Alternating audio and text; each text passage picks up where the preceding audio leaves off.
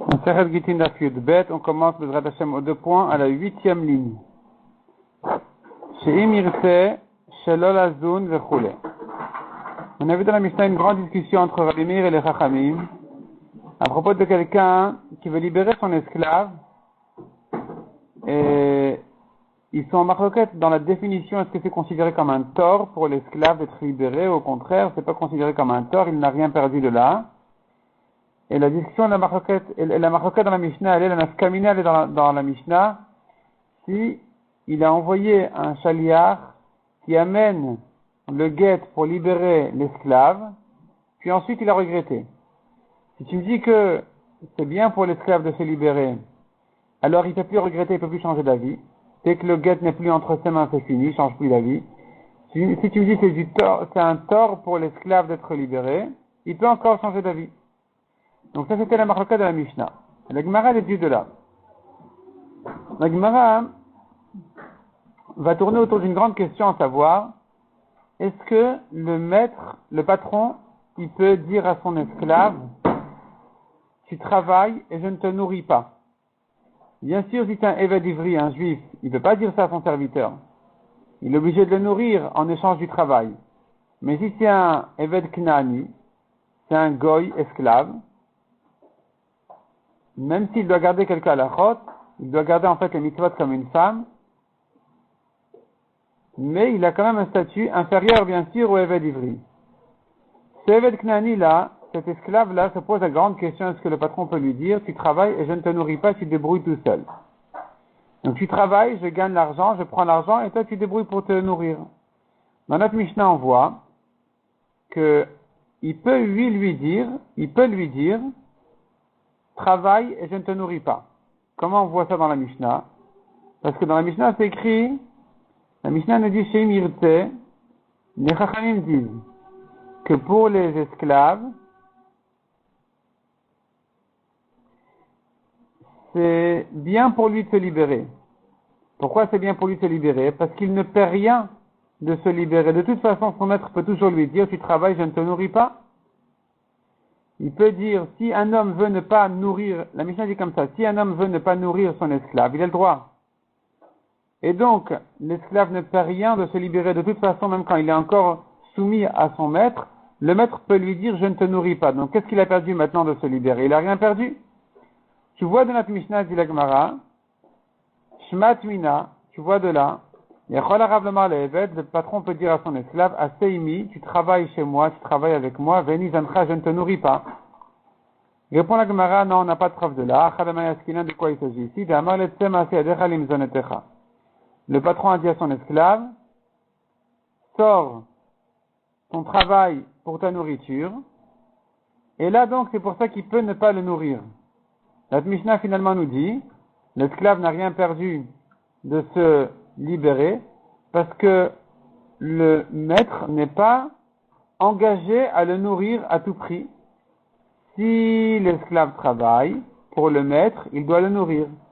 Si l'esclave ne travaille pas pour le maître, alors le maître peut lui dire, ou même s'il veut travailler, le maître peut lui dire, écoute, ça m'intéresse pas ton travail, tu te nourris à toi-même et tu te gardes ton travail. Donc, puisque le maître n'est pas engagé à nourrir l'esclave, il peut lui dire débrouille-toi tout seul, tu travailles pour toi-même, tu gardes ton travail, ton argent, ton salaire, et tu te nourris. Donc finalement, il n'a rien perdu, l'esclave, d'être libéré. Il n'a qu'à faire ça tout seul. La Gemara dit, mais notre Mishnah, elle dit que pour l'esclave, c'est pas du tort. Il ne perd pas de se libérer. Pour la femme, elle perd oui de se libérer, parce que un homme doit nourrir sa femme de toute façon. La Gemara dit, mais pourquoi?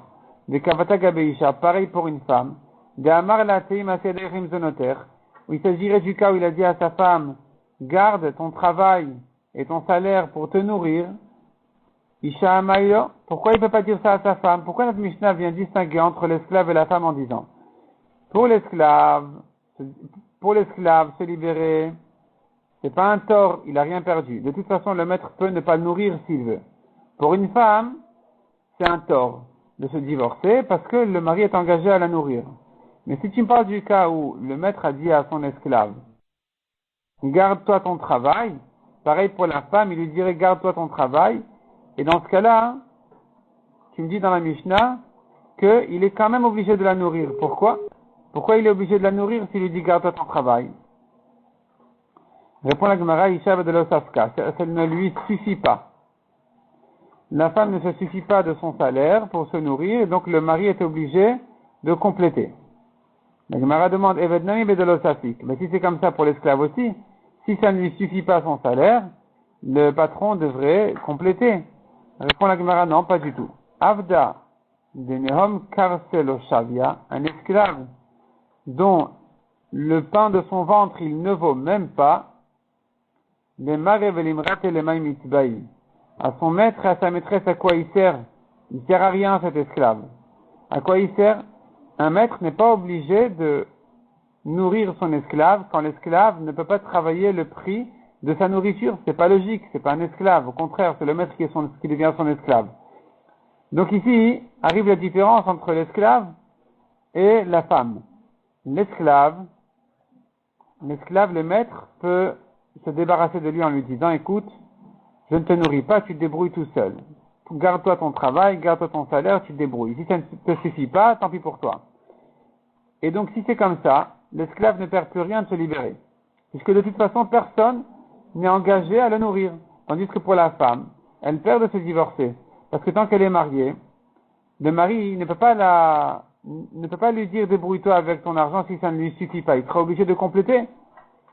Et donc c'est pour ça que pour le mariage, le divorce, on a dit c'est un tort pour la femme, tandis que pour libérer l'esclave, on a dit c'est pas un tort.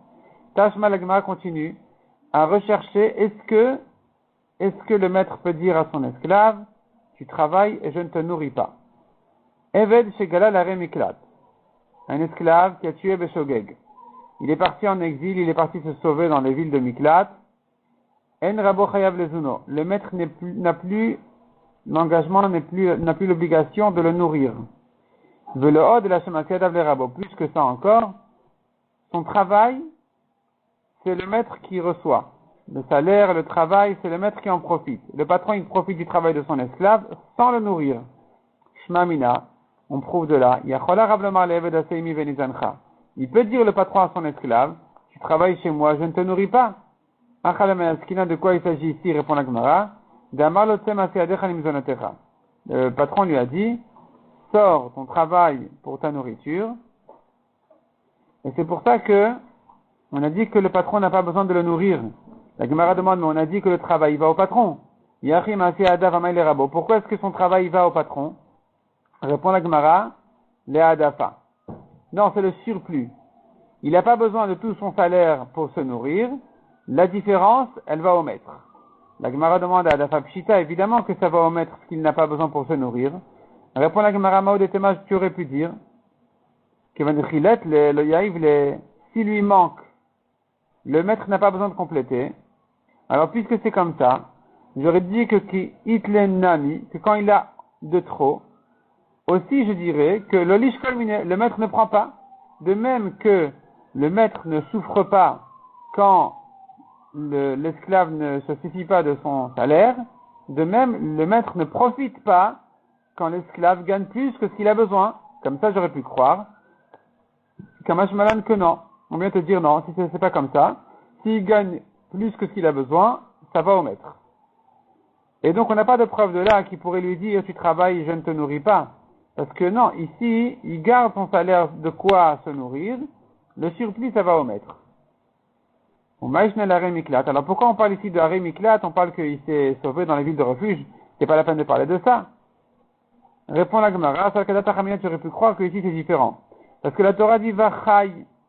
La Torah a dit, celui qui se sauve dans les villes de refuge, laisse-le partir là-bas. Au contraire, réserve-lui un endroit pour se sauver et qu'il vive là-bas. Qu'il puisse vivre là-bas. Donc de là, on apprend qu'il faut lui donner de quoi vivre. Avid fait. J'aurais pu croire que de là, j'apprends que dans ce cas-là aussi, il faudrait lui ajouter. Il se nourrit, mais le surplus ne va pas au maître. On devrait lui ajouter encore sur sa nourriture. Kamash Malan que non. Non, le maître il reçoit ce qu'il gagne de plus. La Gemara demande, comment tu me dis qu'il s'agit ici d'un cas où le maître lui a dit garde-toi ton argent. L'amidektan et Sefa, Pourtant, la suite de cette même braïta nous dit, Avalisha shegalta la miklat, une femme qui a tué Beshogeg, qui s'est sauvée dans les villes de refuge. Ba'ala chayav im zonotea, son mari, bien sûr, doit la nourrir là où elle est. Miklal, de le Hamarla. Donc c'est la preuve qu'il s'agit qu'il ne lui a pas dit, il n'a pas dit à sa femme, garde-toi ton salaire, ton travail et nourris-toi toute seule. Deya Marla Ba'ala, Deya Marla, parce que s'il lui a dit comme ça, Ba'ala Ma'i chayav, pourquoi est-ce que le mari devrait la nourrir? Donc c'est qu'il ne lui a pas dit. Et s'il ne lui a pas dit, garde-toi ton travail, elle travaille pour lui, et lui, il doit la nourrir. Et donc c'est de ça qu'on parle, au milieu de Sefa de la Hamarla, puisque dans la Sefa, dans le cas de la femme, il s'agit que le mari ne lui a pas dit, garde-toi ton travail. Recha Nami de la Hamarla. Donc dans la Recha aussi, il s'agit qu'il n'y a pas dit, garde-toi ton travail. Et donc tu vois que il n'y a pas dit garde-toi ton travail. C'est le maître qui gagne l'argent du travail de l'esclave, et pourtant il n'a pas besoin de le nourrir. C'est la preuve que Yachol Arav Lomar, le maître peut dire à son esclave, tu travailles pour moi et je ne te nourris pas. La Gemara dit non. L'Olam de Amarle. Il s'agit toujours qu'il lui a dit toujours, tu te nourris tout seul, tu te travailles pour toi-même. Ça, c'est ce que le maître a dit à son esclave, c'est pour ça qu'il n'a plus besoin de le nourrir. Et si l'esclave y gagne de trop, alors la différence va chez le maître. Et pour la femme, il lui a dit aussi, garde-toi ton travail et nourris-toi avec. Et pourtant le mari, on a dit qu'il doit la nourrir. Pourquoi? Veisha bedelosafka. Parce que ça ne lui suffit pas. La femme ne se suffit pas de son travail. Et donc le mari doit compléter. La Gemara demande, la Midektan et Sefa. Pourtant la suite de cette même braïta nous dit, si le mari a dit clairement à sa femme, écoute, tu prends ton travail pour ta nourriture, Rachai, il a le droit. Il n'a plus besoin de la nourrir. Miklal de Recha de la Hamarla. Donc, je déduis de là que dans le cas où le mari devait la nourrir, c'est parce qu'il ne lui a pas dit, garde-toi ton salaire. Et donc, tu vois de là, que la Braïta parle d'un cas où il ne lui a pas dit à la femme, garde-toi ton salaire. C'est pour ça que le mari doit la nourrir, a priori. Et malgré tout, le maître, par rapport à son esclave, ne doit pas le nourrir. Comment ça se fait? Ça serait la preuve qu'il peut lui dire, travaille pour moi, je ne te nourris pas. Répond la Gemara Amar, de quoi il s'agit ici? Veim maspeket. Marla. Si la femme, elle se suffit, son salaire lui est suffisant. Et qu'il lui a dit, garde-toi ton travail pour ta nourriture, rachai. C'est-à-dire comme ça. Toute la Braïta parle du cas où il lui a dit, garde-toi ton salaire pour ta nourriture. Et c'est pour ça que dans l'esclave, il n'a pas besoin de le nourrir. Et si l'esclave y gagne de trop, alors la différence va au maître. Pour la femme, puisqu'il lui a dit, garde-toi ton salaire pour ta nourriture, c'est là où je dis que si elle ne se suffit pas, le mari doit quand même compléter. Et c'est ça de la Braïta qui nous dit que si le mari lui a dit, garde-toi ton travail pour ta nourriture, il a le droit. Qu'est-ce que ça veut dire?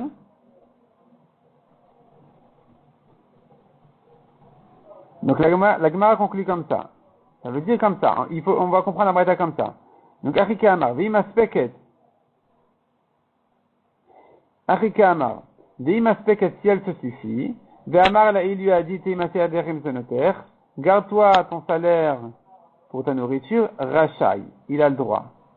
Maspeket Maïle Memra, quel est le chidouche? Bien sûr qu'il a le droit de lui dire comme ça. Puisqu'elle se suffit, pourquoi pas?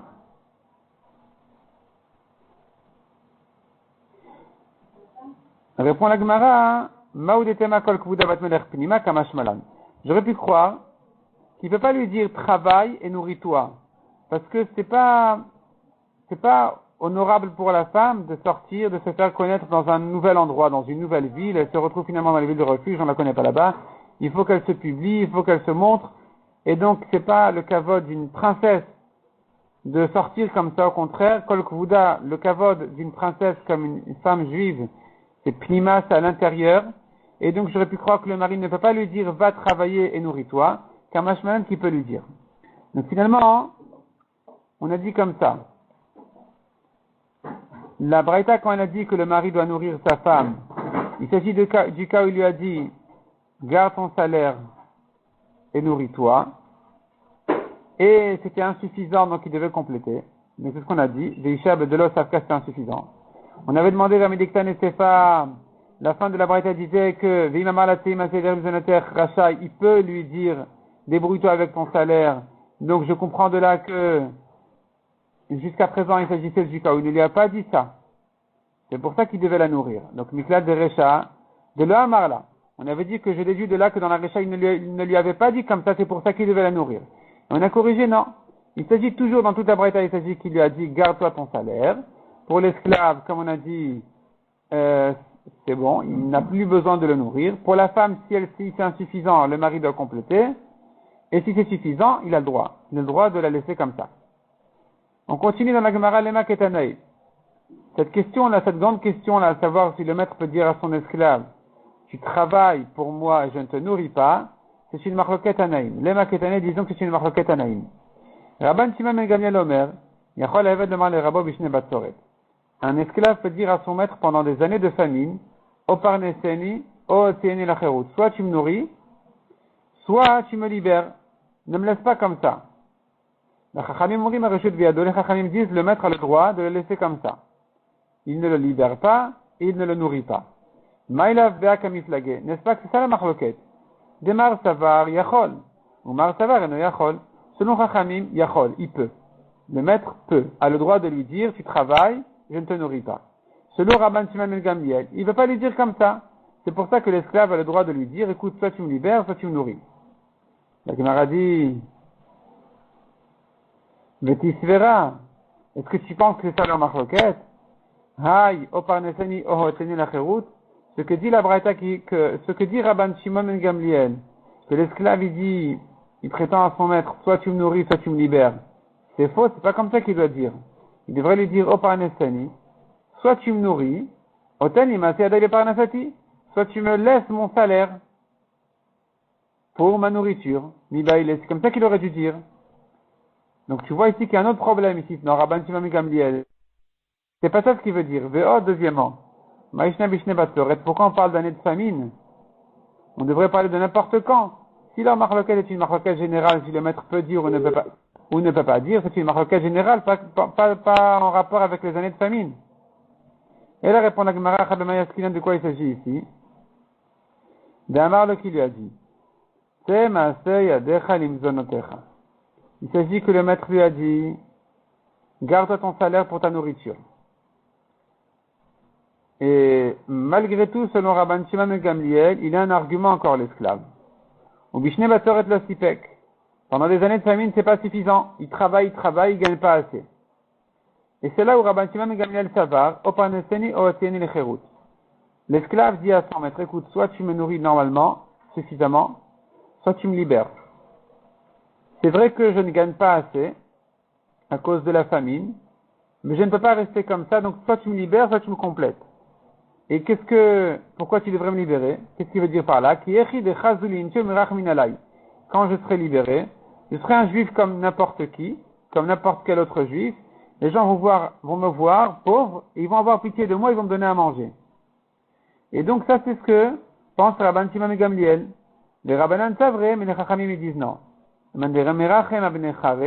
Celui qui a pitié des juifs libres, il aura pitié aussi d'un évêque, d'un esclave, puisqu'il est chayav de mitzvot comme une femme. Alors on lui donnera aussi de la tzedaka lui aussi. Il ne sera pas perdu. C'est pour ça que les chachamim disent que le maître peut lui dire, écoute, tu te gardes ton salaire. Si ça ne te suffit pas, va demander à la tzedaka. Je n'ai pas l'obligation de te libérer. Donc on n'a pas de preuve de là que le maître pourrait lui dire, tu travailles pour moi et je ne te nourris pas. Tashma la Gemara continue à chercher. De Amarab, Amakdish Yede Avdo. Celui qui était Makdish, il a fait Ekdesh, il a consacré tout le travail de son esclave. Oto Eved, cet esclave-là, qu'est-ce qu'il fait pour manger? Lové, il emprunte de l'argent. Veochel, et donc il mange avec ce qu'il a emprunté. Veose, et il travaille.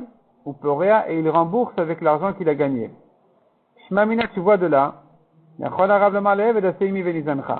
maître peut lui dire, tu travailles pour moi, je ne te nourris pas. Tu vois bien ici que l'esclave n'a pas de quoi manger puisqu'il a besoin d'emprunter. Et pourtant, le maître se permet d'être makdish son travail.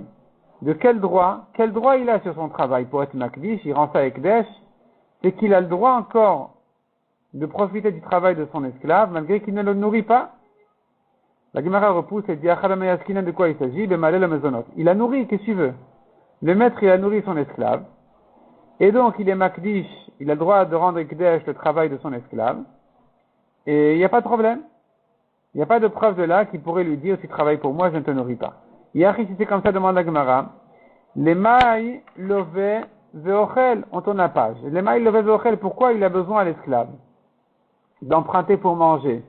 Il n'a pas besoin d'emprunter puisque le maître il le nourrit. Répond la Gemara le Hadafa. Non, c'est pour manger tranquillement, plus que le minimum.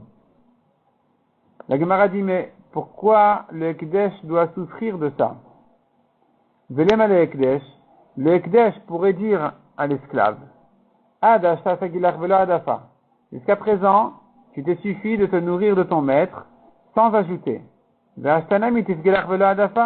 Maintenant, tu vas pas toucher, tu n'as pas le droit maintenant, continue. Donc, le Ekdesh devrait lui dire, continue à te suffire de ce que tu as l'habitude de manger.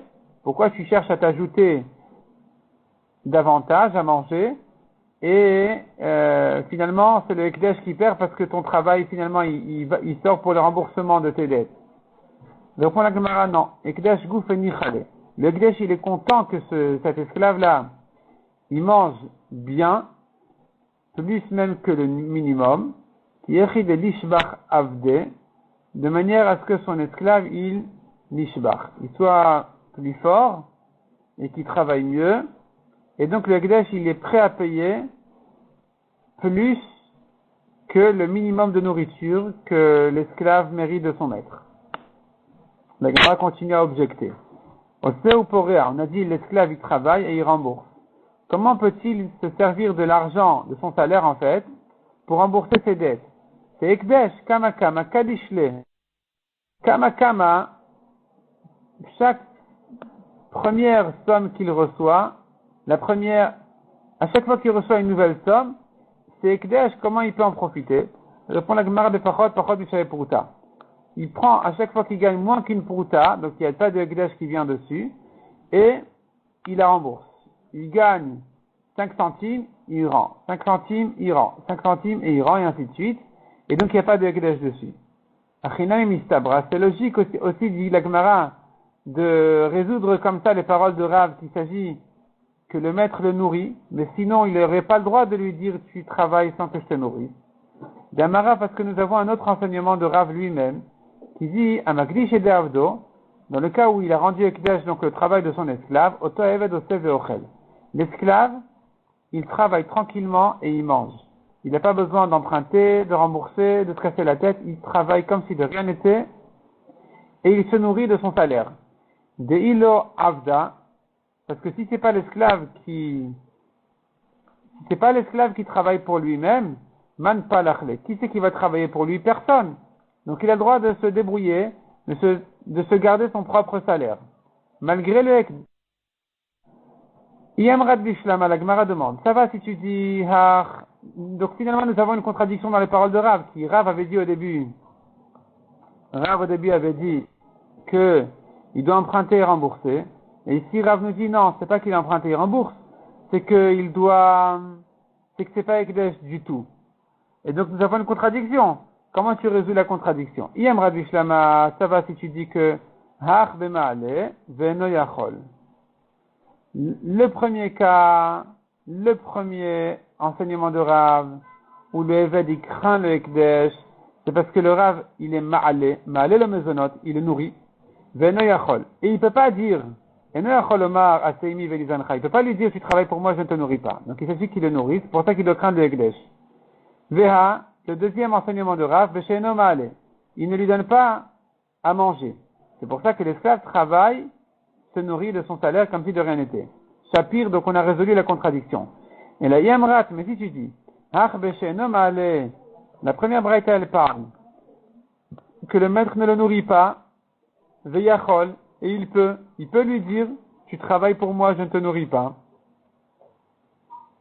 Et donc, si tu dis comme ça, et donc On ne comprend pas le deuxième enseignement de Rav qui a dit qu'il ne craint pas du tout les Ekdesh. Qu'est-ce qu'il a dit? Le deuxième enseignement, Rav avait dit, eh bien non, il travaille, il se garde son argent, parce que sinon, qui c'est qui va travailler pour lui? La Gemara dit quoi? De'i le avda man palachle. Tu demandes, si c'est pas l'esclave qui travaille pour lui-même, qui c'est qui va travailler pour lui? Man de ben ifleche. Ça ne nous intéresse pas, celui qui veut, il a qu'à travailler pour lui. Ce que nous savons, c'est que le maître a le droit de lui dire, ton travail est à moi, et je ne te nourris pas. Si ton travail est à moi, je peux le rendre ekdesh. Et quand tu travailles, tu n'as pas le droit de sortir ton salaire pour t'acheter à manger. Et donc finalement, on n'a plus à demander, mais qui c'est qui va travailler pour lui, donc il a le droit de se nourrir de son salaire. Non, c'est faux. Et la lave shmamina, tu vois ici que Rav y pense, et no yachol shmamina. Tu vois ici que Rav y pense, le maître ne peut pas lui dire tu travailles pour moi, je ne te nourris pas. Si le maître le nourrit, il peut lui dire ton travail bien sûr est à moi, j'en fais ce que je veux. Si le maître la nourrit. C'est ça que Rav a parlé quand il a dit il a été makdish. Donc ça fait la première halakha de Rav qui a dit, il a nourri, il est makdish, et le Eved malgré tout, il veut manger mieux, donc il emprunte, et il rembourse moins que Prouta. À chaque fois moins que Prouta, moins que Prouta. La deuxième halakha de Rav, dans le cas où le maître lui a dit je ne te nourris pas, et je suis makdish ton travail, c'est là où l'esclave il peut lui dire, si tu ne me nourris pas, le travail n'est pas ekdesh, je peux en faire ce que je veux, je me nourris tout seul, tranquillement. Tashma la Gemara continue à amener une preuve, donc finalement on voit clairement de Rav que le maître ne peut pas lui dire. La Gemara vient amener une preuve contraire, qu'un maître peut lui dire à son esclave, tu travailles, je ne te nourris pas. Damar Rabbi Yochanan, à côté Ayad Avdo Shel Chavero, celui qui a coupé la main de l'esclave de son ami. Noten Shivto Ufuato le Rabo, il doit payer le chômage et la guérison au maître. Et l'esclave sera nourri de la tzedaka. Shmamina, tu vois de là. Le maître, il peut lui dire, tu travailles pour moi, je ne te nourris pas, parce que voilà que le maître ici, il a tout gagné. Il a pris le chômage, donc il a pris le travail en fait de l'esclave. Et malgré tout, l'esclave, il est nourri de la tzedaka. Donc tu vois que Rabbi Yochanan ne pense pas comme Rav, il pense que le maître peut lui dire, tu travailles, je ne te nourris pas. Achal Mayaskinan répond à la Gemara, de quoi il s'agit ici, on n'a pas de preuve de là. Bemaale le mezonot, il s'agit que le maître le nourrit. Yachi Amay Nizal Minat Tzedaka. Alors pourquoi il se nourrit de la Tzedaka? Les Hadafa. C'est pour le reste de ses besoins. Yachi, la Gemara demande, mais si c'est comme ça, Nizon, tu dis il est nourri. Mitparnes Midaile. On aurait dû dire il reçoit ses besoins de la Tzedaka. La Parnassa, c'est les besoins en général. Mezonot, c'est plutôt la nourriture. Et la lave Shmamina, Yachol Shmamina. Tu vois de là que puisqu'il est nourri de la tzedaka, c'est qu'il n'avait rien reçu de son maître, et pourtant le chômage il va au maître, donc tu vois que le travail il est au maître, et il n'a pas l'obligation de le nourrir, tu vois que Yachol, il peut, le maître il peut dire, Aseimi, tu travailles pour moi, Venizancha, je ne te nourris pas. Amarma, la Gemara reprend ce qu'on a vu ici dans les paroles de Rabbi Yochanan, Noten Shivto Ufuato le Rabo, il paye le chômage et la guérison au maître, Shivto Pshita, évidemment que le chômage il le paye au maître, quel est le chidouche? Répond la Gemara Refuato Itzerichale. Le chidouche c'est la guérison. La guérison, que ça va au maître. La Gemara dit, mais qu'est-ce que ça veut dire ça va au maître? Le prix du médecin, c'est le maître qui le met qui le garde dans sa poche. Refuato d'idei, c'est pour l'esclave la guérison. Il en a besoin pour se guérir. Répond la Gemara le Tzricha. Non, de quoi il s'agit? D'Amdo Lecham Shayome. On a évalué qu'il doit guérir en 5 jours.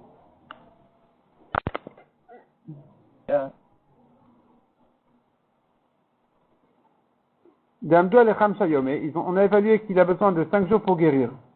On lui a fait une guérison forte. Il a guéri rapidement en 3 jours.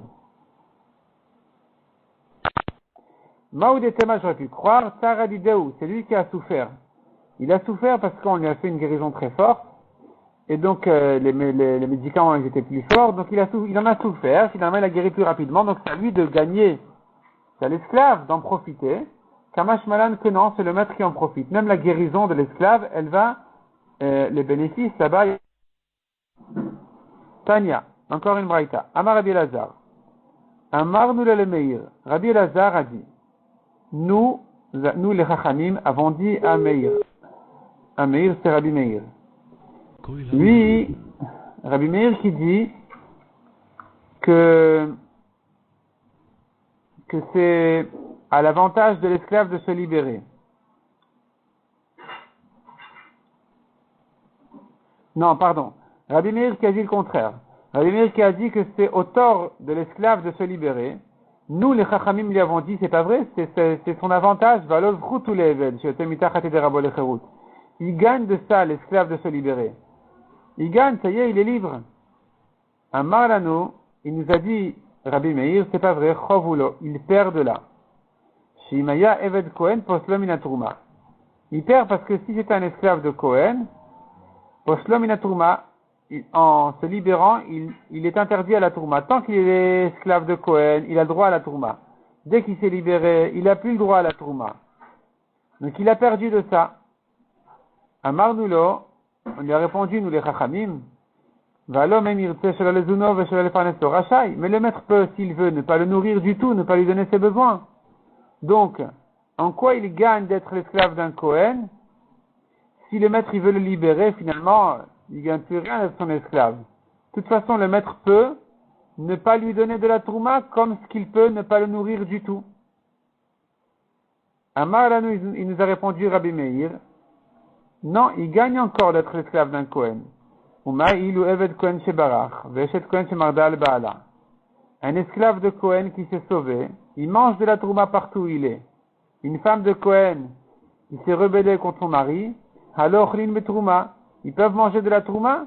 Donc ici, quand tu lui donnes, quand tu lui envoies un guet à l'esclave ou à la femme, ils perdent de ça, que ça va les interdire à la tourma. Puisqu'ils perdent, alors le maître ou le mari peut encore regretter tant que c'est pas arrivé chez lui. Vezé et Nochel, alors que dès qu'il s'est libéré, il a perdu le droit de la tourma. Donc il a perdu de ça. Avalisha Chavula. Rabbi Meir il continue et dit, mais non, ça c'est les Chachamim qui lui disent. Les Chachamim ici, depuis le mot aval, c'est les Chachamim qui parlent, dit Rashi.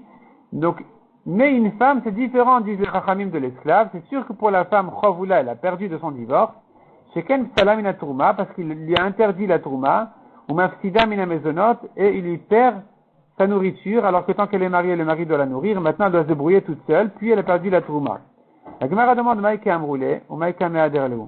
Quelle est la discussion ici? Qu'est-ce que... Alors, Rashi ici, il inverse la version, il dit comme ça. Maïka Amrile. Non, il n'inverse rien. Maïka Amrile, ou Maïka Meaderleu. Qu'est-ce que ils lui ont dit, les Chachamim à Rabbi Meir, et qu'est-ce qu'il leur a répondu? C'est-à-dire que quand Rabbi Meir, tout d'un coup, il parle du cas où l'esclave, il s'est sauvé, à quelle remarque il vient répondre en disant ça?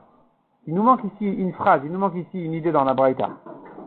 Répond la Gemara. Afrique Amarlo. Il leur a répondu comme ça.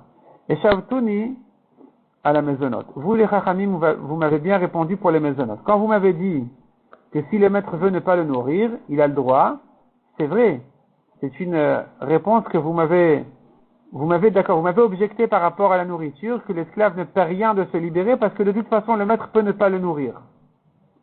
Mateshivuni à la Trouma. Qu'est-ce que vous allez me répondre pour la Trouma? Que s'il est l'esclave d'un Kohen, il aura perdu la Trouma. Et si vous allez me dire, Ibaïzarik le Gita ou pas s'il est, s'il veut le maître, il peut lui jeter un guet à côté de lui, de l'esclave, et l'esclave qui va recevoir le guet à côté de lui, il sera libéré, il n'aura plus le droit à la Trouma. Donc de toute façon, c'est entre les mains du maître, s'il veut, d'arrêter, de lui interdire la Trouma en fait. S'il veut, c'est entre ses mains de lui interdire la Trouma.